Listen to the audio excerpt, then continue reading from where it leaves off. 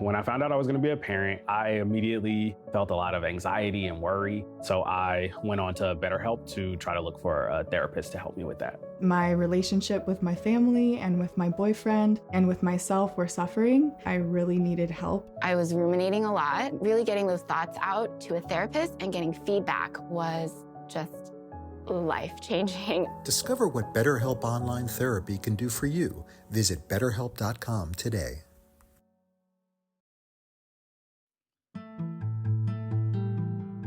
Some of the most damaging relationships are the hardest ones to explain, and they don't have to look extreme in order to be deeply harmful. Welcome to the Covert Narcissism podcast, where we make sense of what never quite made sense. If you've been listening for a while, you may already understand what's happening in your relationship. You can see the patterns, you can name the behaviors, but maybe you still feel stuck in the same cycle. This is where coaching comes in. It's not about learning more, it's about having the support to finally apply what you already know and begin moving forward. You need a coach. If you're ready for that next step, I invite you to join me in my coaching program. You can learn more about it at covertnarcissism.com.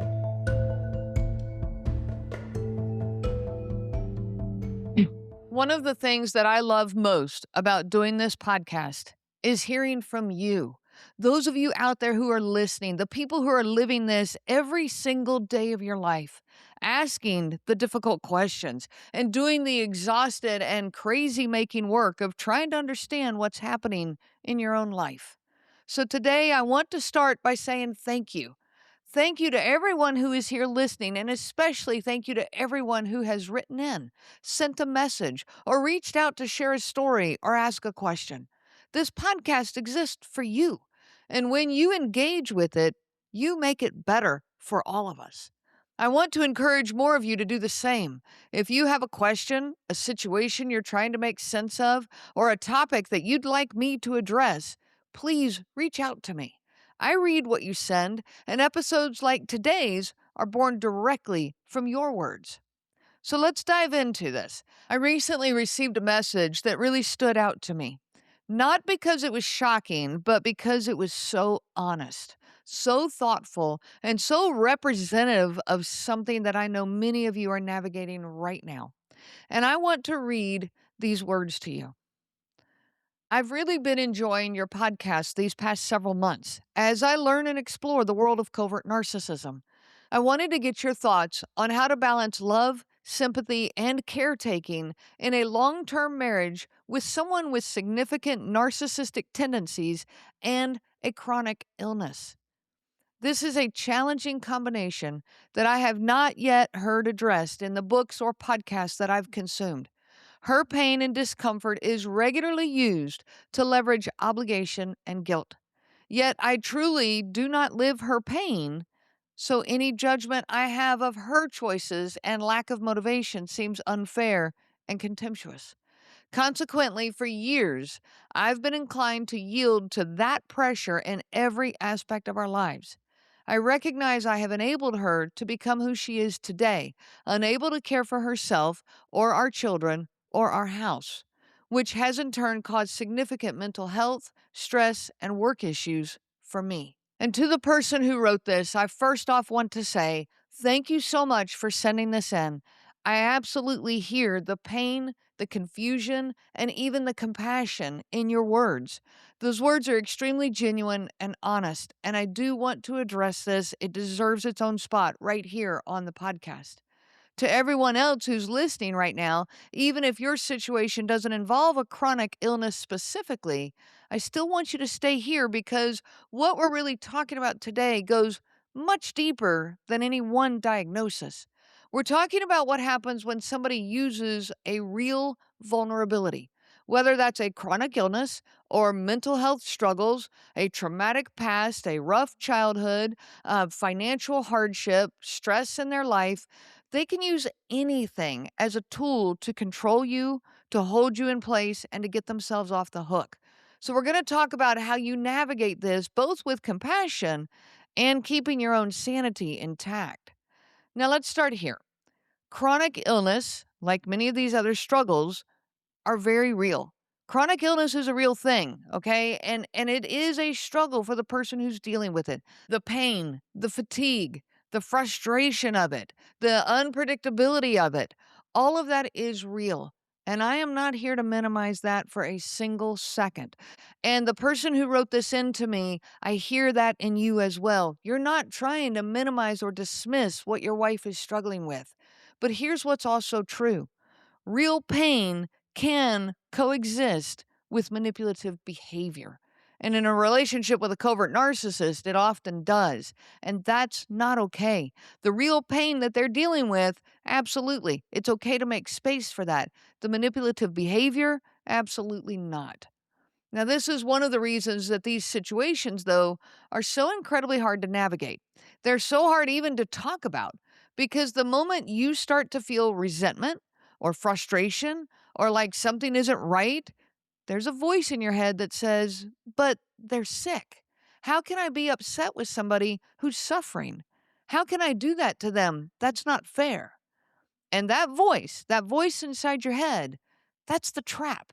Because here's what I want you to understand. A covert narcissist with a genuine chronic illness doesn't stop being a covert narcissist. The illness doesn't replace the manipulative patterns. It absorbs them. It becomes one more tool in their toolkit that was already being used against you. It could be chronic illness, mental health struggles, a difficult upbringing, financial stress, a hard job. Any of these can become what I call a legitimate vulnerability that gets leveraged. The vulnerability is real. The pain is real. The stress is real. I get all that. But the way it's being used against you, the guilt, the obligation, the sense that you have no right to your own needs because of what they're going through, which, by the way, is entitlement, that part is not okay. And it's not something that you are required to accept. So let's compare this to a healthy relationship.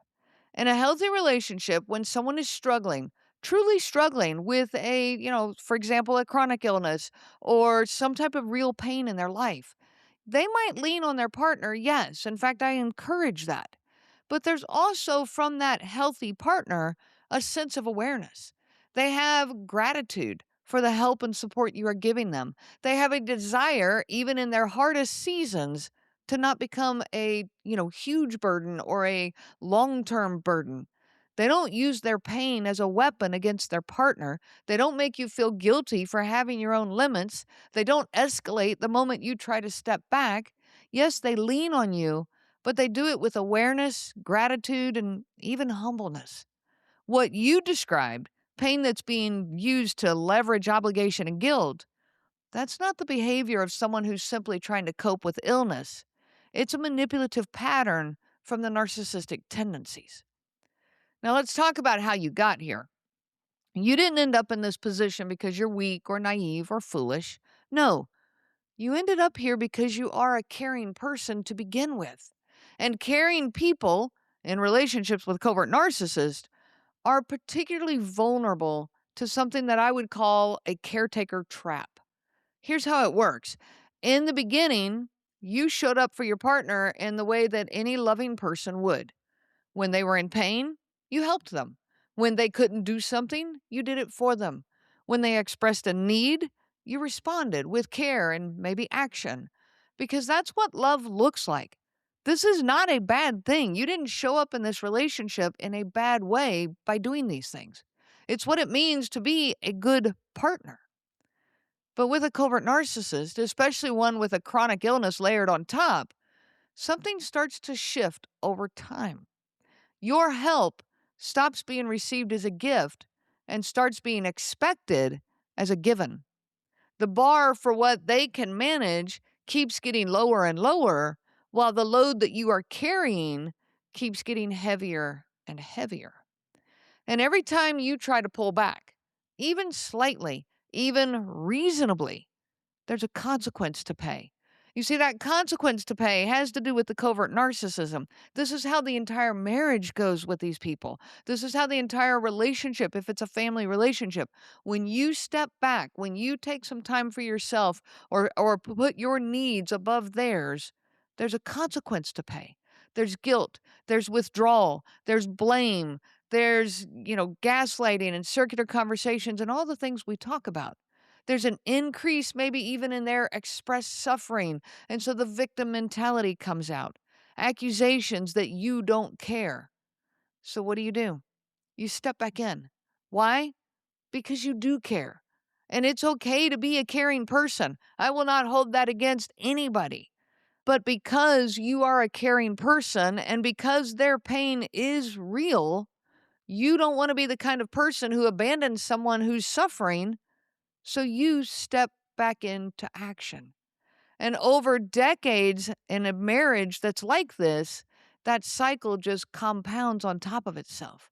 You've slowly taken on more and more until you are carrying the entire household, the children, the home, the finances, the yard work, the laundry, the dishes, the errands, everything, even now the emotional labor. By the way, while you're also managing your own mental health, your own stress, your own career, your own relationships, and somewhere in there, you now started calling it enabling. But I want to gently push back on that word for just a moment. Enabling implies a choice made with full clarity. And what actually happened here, I don't think is enabling. What happened is that you were gradually conditioned, but you were conditioned one reasonable seeming concession at a time, one little need at a time. Can you help me with this? Can you take care of that? I'm hurting too much today. Can you just do it today? One, like I said, reasonable request at a time until the weight that you were carrying now felt normal. It became your daily, and the overall picture was not a conscious single choice. It developed slowly. You didn't feel it coming until you were buried under all this obligation and guilt. There is a line between being genuine to yourself as a caring person and enabling someone else's helplessness. That line is real and it matters. And just because you are caught in a caretaker trap does not mean you enabled it. It does mean that you need to take a step back and start looking at this. You need to understand where that line is. You do not need to blame yourself for not seeing it sooner. You can, though, start to see it now. There is another piece in this message that really stood out to me. You said that because you don't live her pain, any judgment you have of her choices feels unfair and contemptuous. Now, I want to separate two things here that get tangled together: judging her pain and setting limits for yourself.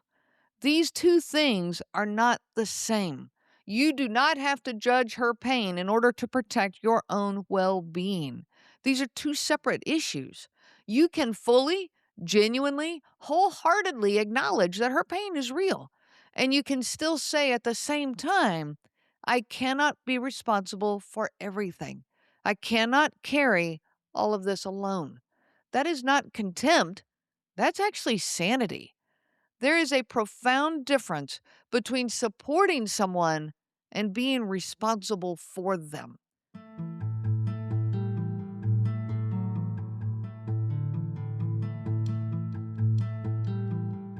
Supporting someone. What does this look like? It looks like showing up, being there and using your words to genuinely support and care about what they're going through. It means being present to them during the times that you are there with them, offering help to the capacity that you can, and truly caring about their well-being. But being responsible for someone is a whole nother issue. That means carrying their entire existence on your back. Their emotions, their daily functioning, their choices, their happiness, with no limits, no reciprocity, and no end in sight. You are available to them 24/7, 365 days a year. This is being responsible for someone. That is not the same as supporting them. Support has limits. Responsibility without limits, that's devastating to you, to your mental health, your emotional health, and even your physical health. See, when there are no limits, you disappear inside this role of responsibility. Now, the way someone responds when you support them tells you a whole lot about what you're dealing with. When you show up for someone who does not have narcissistic patterns, someone who is maybe genuinely struggling, though, with an illness, a grief, or a hardship, they receive your support with gratitude. They are aware of what you're giving. They feel the weight of leaning on you, and they don't take that lightly. Even in their hardest season, there's some part of them that wants to get better. They want to regain their capacity, their autonomy and independence. They don't want to remain in the victim position forever. They might need a lot from you for a period of time, but they're not overly comfortable with that in the long run. They are working back towards their own independence, even if it is in tiny steps. And when you need to pull back, when you have to say, I can't do this particular thing today, they understand. They might be disappointed, sure, but they don't punish you for it. And that is a huge difference. Contrast that with what happens in a covert narcissistic relationship. When you try to step back, their expressed suffering increases. The guilt intensifies. You're accused of not caring, of being selfish, of abandoning them. Any limit you try to set becomes evidence of your failure as a partner.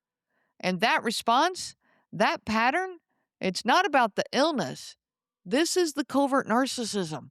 Remember, the covert narcissism didn't go away just because you developed an illness. They are still responsible for this, for how they treat you, for how they show up in the relationship, sickness or not. And you are not a bad person for having your own needs. You are not contemptuous for having limits. You are not abandoning someone by refusing to sacrifice yourself. So now, what does it actually look like to set limits in this kind of situation? Because I know that's the real question here. Not whether you should, but how. Now, first, I want to normalize how hard this is.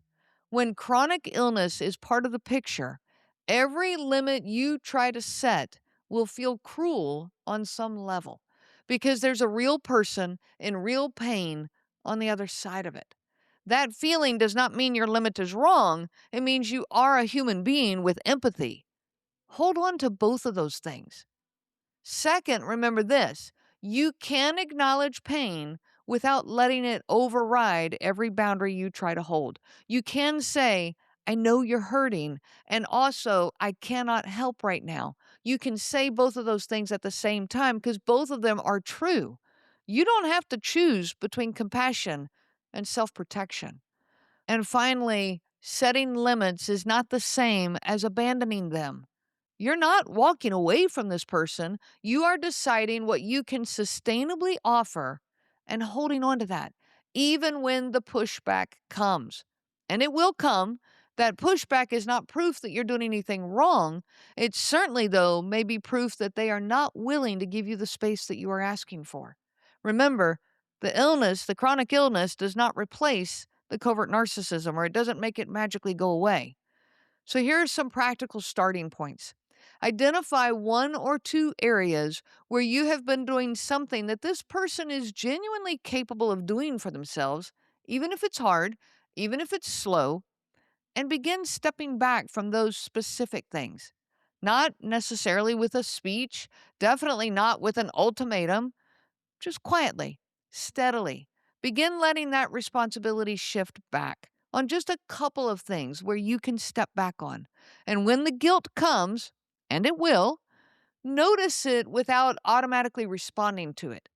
Guilt in these relationships is not always a signal that you're doing something wrong. In fact, make a pattern of asking yourself, what is it that I have done that's wrong?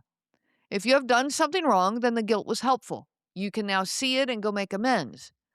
But if you have done nothing wrong here, then it isn't true guilt that you are feeling. Sometimes it's a conditioned response to a system that's trained you to feel responsible for everything. It might even be guilt that has been placed on you by someone else, such as the covert narcissist in your life. Or it might even be that you're actually feeling compassion for this person in their difficult times. You feel bad for them, which we often label as guilt. It is okay to feel compassion and still hold your boundaries and do so without guilt. Boundaries can be set harshly and meanly. Okay, this is something that narcissistic people do, and many of you, in fact, have experienced that. So we start thinking about boundaries as being mean. No, this would be something to feel guilty about if you were setting boundaries that are harsh and, strong and bold and firm. But boundaries can also be set with empathy and care, and they can still remain true boundaries for you. I want you to hear some of the differences between boundaries that are harsh and mean and boundaries that have empathy and care. Those boundaries that are harsh and mean, you've probably heard them before, is I can't do that, or you need to step up to the plate, or you need to grow up. Those would be mean. That would be things, like I said, to feel guilty for and that you might need to go fix. But boundaries with empathy and care, this is more what they sound like. I see that you are struggling with this, and I truly hate it for you. I'm not able to keep helping with this part, though. Do you want to brainstorm some ways that you can take this part of your self care over? Here's another example. I know that the pain makes days like today really hard, and I genuinely wish that I could make all of this easier for you. I've been handling all of the household responsibilities for a while now, and I'm simply going to need to step back for a little bit. Can we sit down together and figure out what feels manageable for you to take back on, even if it looks a little different than it used to? I'll give you one more example. I care about what you're going through, and I want you to feel supported. I'm finding that I don't have the capacity to be the only person you process all of this with. What you are facing is tough, and it's affecting my own well being too. Would you be open to talking to a therapist or a counselor or a coach, someone who is really equipped to support you in the way that you deserve? These are boundaries with empathy. You're saying I need to step back, but you're also saying that I care and I'm not abandoning you. Now, I fully recognize that a covert narcissistic person might not be at all open to any of these boundaries, but I want you to hear this. That does not make you wrong. You are allowed to care for your own needs, and you truly must give yourself that permission first. You have to give yourself permission for your own self-care, for your own boundaries. Boundaries are healthy. They are not mean. They can be set mean, but they can also be set with care. And it matters more than anything that you are able to give yourself that permission. It matters far more than gaining their permission. These type of boundaries won't magically fix your relationship. I recognize that. But they will begin the process of protecting your mental and emotional health, even your physical health. In this process, please take care of yourself. Your mental health, your stress level, your sense of self, these are not luxuries, they are necessities. You cannot pour any energy from an empty vessel. You cannot be present for anyone, including your children, your job, your other family members, if you are running on empty. Now, to the listener who wrote this in, thank you again. What you're carrying is real, and the confusion you're feeling makes complete sense. You are not crazy for loving someone and also feeling like something is deeply wrong. Both of these things are true. And to everyone listening, whether it's a chronic illness or a mental health struggle or a painful past or a financial hardship, if someone in your life is using their real vulnerability as a reason that you have no rights, no limits, no needs of your own, I want you to hear this. This is not okay. You can have compassion for their pain and still protect your own life. These are not opposites. They never should be. Healthy relationships make room for both. Just because the covert narcissist won't make room for both does not make you a mean or horrible person. You are not responsible for carrying someone else's entire existence. You are responsible for showing up as a caring, present partner, yes, within limits that allow you to remain a whole person. That's not selfishness. That is the only version of love that is actually sustainable. And in a relationship with a covert narcissist, you are going to have to be the one to set those boundaries. I wish you so much peace on your journey of healing. If you've been listening for a while, you may already understand what's happening in your relationship. You can see the patterns, you can name the behaviors, but maybe you still feel stuck in the same cycle. This is where coaching comes in. It's not about learning more. It's about having the support to finally apply what you already know and begin to move forward. If you're ready for that next step, I invite you to join me in my coaching program. You can learn more about it at covertnarcissism.com. Your story matters, and you deserve to be heard without judgment. Check out my coaching services at my website, again, covertnarcissism.com. And don't forget to subscribe, to thumbs up, to follow, to like this podcast so that you can get more empowering episodes like this one and to help us continue spreading the word so that our community can continue to grow. I wish you so much peace on your journey of healing. The information provided by Renee Swanson, Covert Narcissism Podcast, and CNG Life Coaching is for educational purposes only and is not to be used for diagnosis purposes and not intended to be a substitute for clinical care. Please consult a healthcare provider for guidance specific to your case. This material discusses narcissism in general. Renee shares stories from her personal experience as well as from those she has talked with for several years. Her material does not claim that any specific person has narcissism and should not be used to refer to any specific person as having narcissism. Permission is not granted to link to or repost this material to support any allegation or support a claim that any specific person is a narcissist. That would be an unauthorized misuse of this material and information provided. If you like the show, please take a moment to rate, review, and subscribe. It really does help the show to grow. Thank you for listening.